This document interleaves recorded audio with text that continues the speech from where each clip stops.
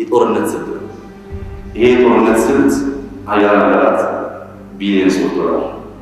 በጅተው ጥናት ያደረጉበት ያለና በሚቀጥሉት ጥቂት ዓመታት ጎልቶ ይወጣል ተብሎ ወይም ፕሮጀክሽን ዋርፌር ተከትቶ አይቲን ተከትቶ ይወጣል ተብሎ ይታሰባል እና ራዕያችን ከስጋት ነፃ ሆኖ ማየት የሚለው ኮንሰፕት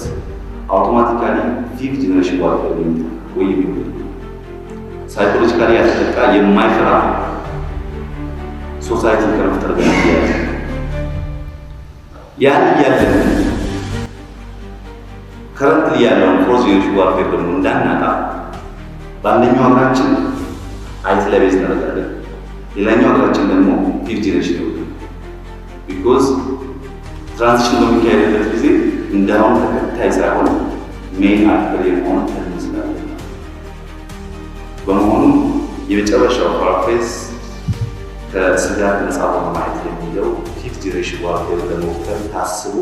በቀጣይ ትውልድ የተመሰረተ ተቋም መሆኑን ለማመላከት የታሰበ ሀሳብ ነው።